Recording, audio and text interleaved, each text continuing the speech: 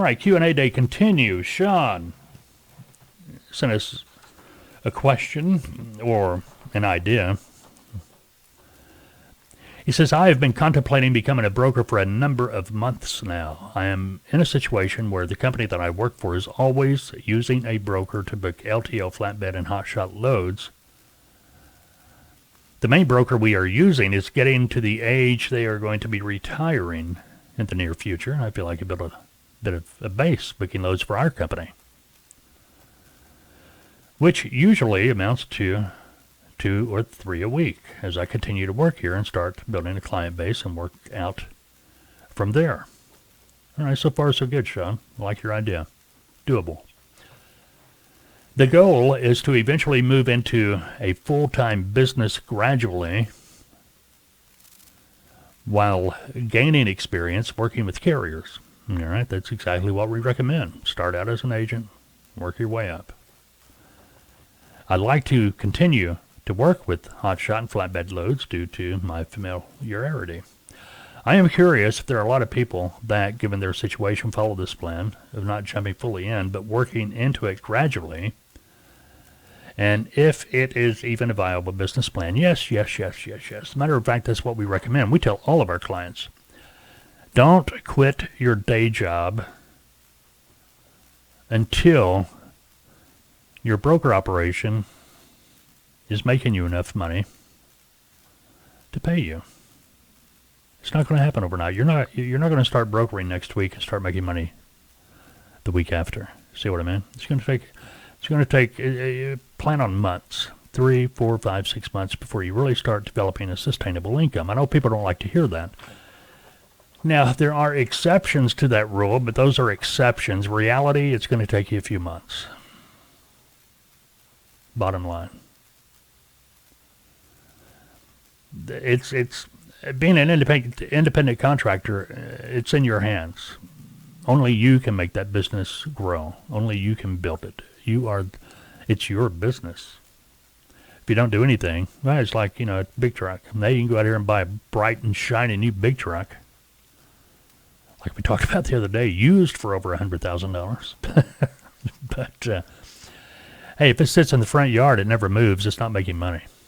Yeah, you get a nice, pretty truck, but unless it's working, it's not making money. Same thing with the broker. If you're not working it, and I tell you, it's going to feel like you're in a hamster cage. You know that wheel, and it's going to feel like you're just running, not getting anywhere quick in the beginning.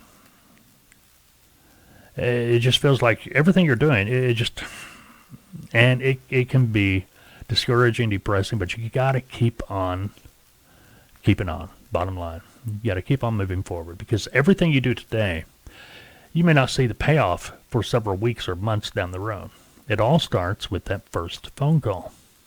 You got to build a relationship. You're not only building relationships with your customers, but carriers as well. A term you will come to know in the freight brokerage industry is carrier following.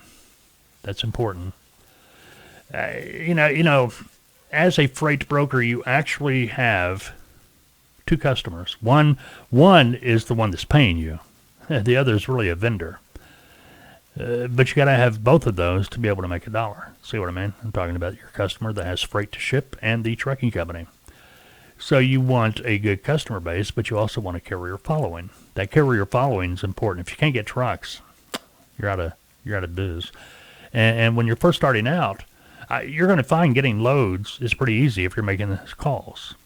If you're making the sales calls, you're going to be able to set up customers, and you should be able to get loads pretty easy. That's not a difficult thing to do. Not a difficult thing to do at all, if you do it.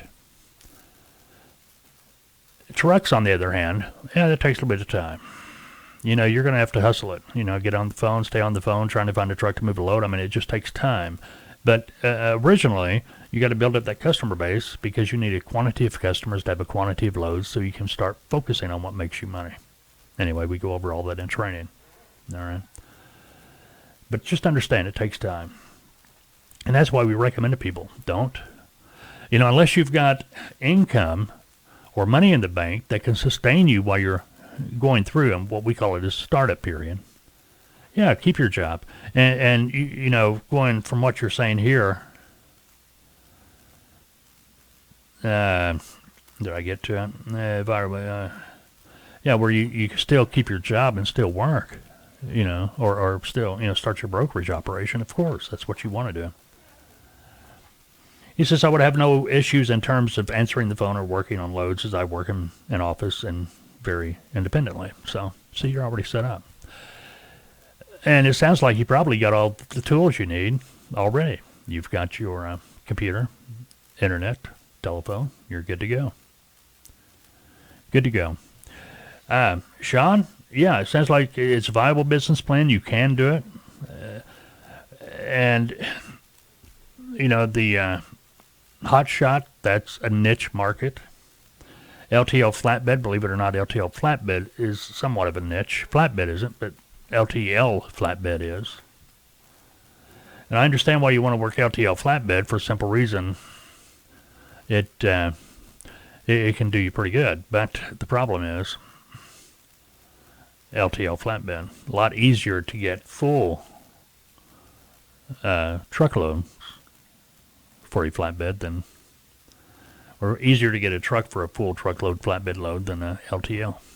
But anyway, that's neither here nor there. But if you're already working with them, man, you're halfway to the party. So go for it. All right, Q&A every Saturday morning. FBTV Video Podcast, more times than not, live streamed on YouTube. Saturday mornings, 9 a.m. Central Time.